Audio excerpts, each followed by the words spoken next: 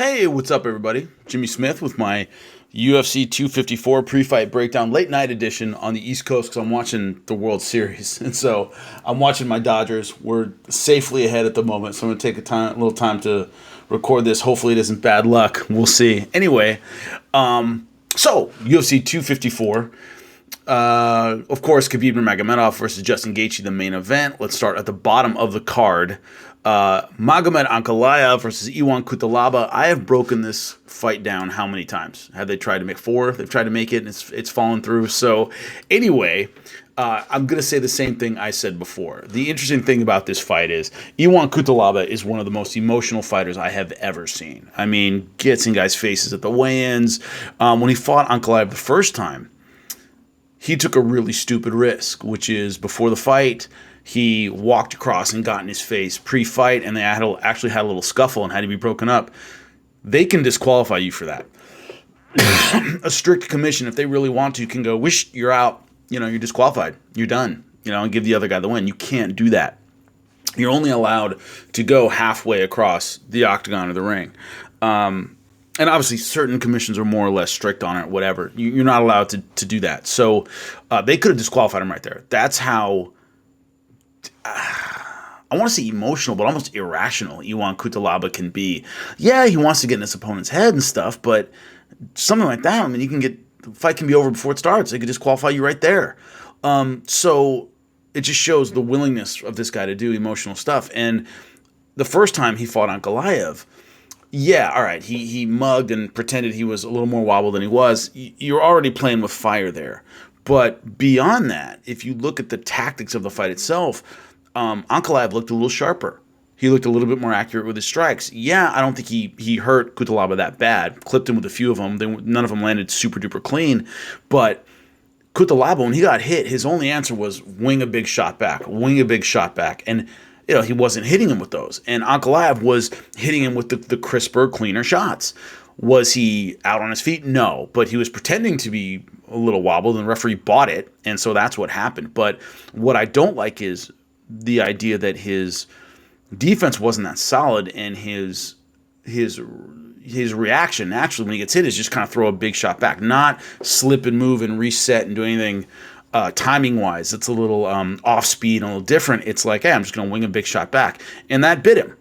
Of course, a bad stoppage last time, but Ankalaev, for that brief moment, looked like the sharper striker. Also, in this rematch, where Kutalaba is going to be even more emotional, he's more liable to do something even dumber, with his offense and do something really crazy, and Ankalaev's a little bit tighter and sharper. So tactically and emotionally, I'm going with Ankalaev. I think he's a little cooler-headed. He thinks he's going to fight a little bit smarter. Wouldn't surprise me if this fight ends quickly, maybe a first-round knockout, when Kutalaba just flies across the octagon at him and gets clipped. So that's why I'm going with Ankalaev in the rematch. So, Liliana Shakirova versus Lauren Murphy. If you look at Shakirova's fights, it's her UFC debut. You got to hunt around and find some stuff. She has kind of a weird style with her hands, which is she almost holds them like Muay Thai, but low. It's really weird where, usually Muay Thai fighters are compact, their chins are down, their hands are high, and they fight like this. She kind of does that, but her hands are a little bit low, like kind of by her nipples. She'll throw some crazy kicks sometimes, but she has a really weird stance with her hands. She generates decent power. She likes to walk forward. She likes to take space. The issue is she doesn't have any UFC experience. She hasn't fought any decent names. It's her UFC debut. Yes, there isn't a crowd, but it's a huge card, bright lights, interview stuff she's not really used to. Lauren Murphy, a decent fighter, of course. She beat KGB Lee, and then she lost, and then she beat Roxanne Modafferi, both by decision. She tends to win by decision, but she has a really herky-jerky style on the feet. You look at the KGB fight. KGB was coming at her with pretty basic but solid kickboxing, and her response were these. Sometimes she would actually reach for her with both hands, but this weird kind of off-time attack and off-time defense. It's really kind of herky-jerky and hard to read. Either you miss completely or you blast her in the face because she'll run right into a shot because she's really kind of jerky. It's a tough style to adjust to quickly, especially in your UFC debut, especially against somebody who has more big fight experience, someone who might be a little more confident in there. It's a comparatively late notice fight. So the intangibles lead me to believe it'll be Lauren Murphy, probably by decision. That's generally how she wins. It goes the distance. I'm going with Lauren Murphy based on an experience difference. Same thing in the next fight. Phil Hawes versus Jacob Malcom, it looks like. Malcom's fighting in the UFC in his 5th fight. 4-0, all on the local scene. Doesn't even have a Contender Series fight. That's the thing here that's kind of hard to deal with. Couple of decisions. He's not one of those, blast you out in the first round kind of guys. Does have a 1 first round finish, but not a lot of experience at all. 2 KOs, 2 decisions. That's his whole professional career. Phil Hawes, of course, came through Dana White's Contender Series, was on there the first time, got knocked out by Julian Marquez, came back, won 3 in a row, and then won with a punch in a minute. His last time out of Contender Series, that's how he got his opportunity in the UFC. Has done some time in Bellator, had a fight there. So he's got more big fight experience. Yes, this is his first fight in the actual UFC, but has some big fight experience, been on Contender Series twice. I think he's just in a better place experience-wise. I don't know much about either of these guys just because I've only seen Hawes fight in the Contender Series. And then his opponents, all local stuff, only had 4 fights. So once again, based on the experience factor, I think Hawes wins this. It's his 11th pro fight, and it's Malcolm's 5th, or Malcom, can't really tell what his last name is, 5th pro fight. That's tough. That's really tough. Not only does Hawes have real knockout power, he's a great athlete. I like his power, I like his speed, and he's just much more experienced in MMA. I think Malcom goes home with a knockout loss in his UFC debut. So I'm going with Hawes by knockout more than likely. Alexander Volkov, Walt Harris. This is a tough one to call. I'm leaning toward Volkov simply because his style is tricky. He's super duper tall. He hits deceptively hard for a guy with his frame. Extremely rangy, very fast kicks, very accurate, a great outside striker. Yes, Curtis Blades took him down ad nauseum in their last fight. That's the easiest way to beat him. Although Curtis Blades did have some success on the feet as well. But Alexander Volkov is extremely tall, even for a heavyweight, rangy and powerful, and that's a combination you don't get very often in the heavyweight division. Usually guys with his frame don't hit that hard, but he's accurate and can knock you out. Called a lot of his fights in Bellator. He was a Bellator champ briefly. Walt Harris, of course, a setback against Alistair Overeem. We know about the personal tragedy, losing his daughter. That's absolutely horrible. But what troubles me about Harris's style is he tends to get it done quickly. He tends to get it done early. We saw against Overeem, he really had Overeem in trouble. And then got in bad position. Overeem was able to switch tactics, make it more of a ground game, and he wasn't able to right the ship. That is a common problem, especially in the heavyweight division with guys who don't have a lot of experience with long fights and really crafty veteran opponents, is you're kicking their ass and used to that being the end against most heavyweights. And then these guys can take an ass whooping and keep going the way Overeem did and flip the script on you, and you don't have a plan B. The problem is Volkov has a style where you really need to start with the plan B. Walking forward, throwing heavy punches usually won't do it against Volkov. Even in the Derek Lewis fight, he was winning that fight and fell for a shot late. But Lewis, big guy, big puncher, really aggressive, couldn't get much done against Volkov. Volkov was landing some great shots. And then Lewis, as he does, stayed consistent and persistent and was able to get the knockout. Harris doesn't have that kind of experience to kind of right the ship if things go wrong. And I think things might go wrong very easily in that Volkov can eat him up from the outside and frustrate him. And that takes a lot of experience to deal with. And right now I don't think Walt Harris has it.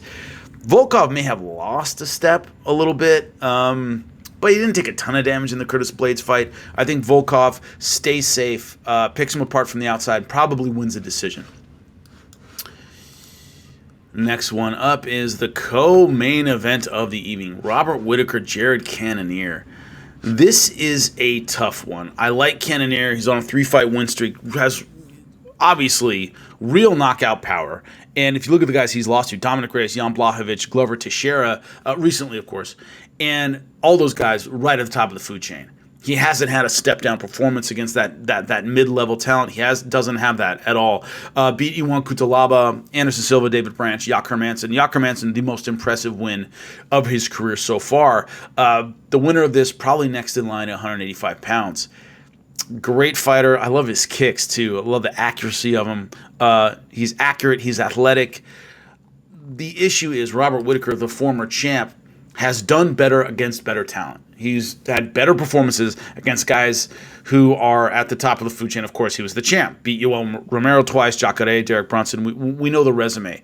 Darren Till got him back on track. That was a solid win, but a conservative performance. It was the performance of a guy who wants to make sure he's back on track, who wants to make sure everything's firing at the same time. He wants to make sure that he doesn't have a loss that sets him back out of the title picture. So it was a conservative performance by Robert Whittaker. Got a decision win. I don't think it's indicative of where he is right now. I think he's a little better than he showed against Darren Till, and he's going to need to be better against Jared Cannonier.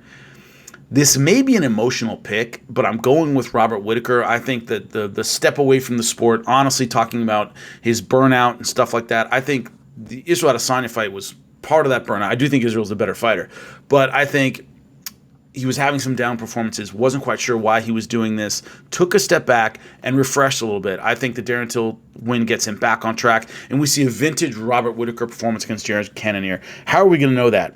If Robert Whittaker changes it up early. I don't think he wants a long stand-up battle. I think he wants to throw some good combinations and get it to the takedown, right? Use his wrestling, get the takedown, a wide variety of strikes. When you looked at the Yoel Romero fights, both of them, it's his ability to go from pot-shotting to boom, like an explosive knee, or a sudden explosion of offense. His ability to change the timing up in fights. That's what he's really great at. And mixing it up, like going for takedowns of his own. Of course, didn't do that much against Yoel Romero, but his ability to mix it up and keep his opponents guessing and off balance, that's his greatest strength. Against Jared Cannonier, he doesn't want that even pace, long kickboxing battle. Jared Cannonier has great knockout power and versatility on the feet. He doesn't want a long kickboxing battle where they're going at the same pace. He wants to be able to control how fast the fight is.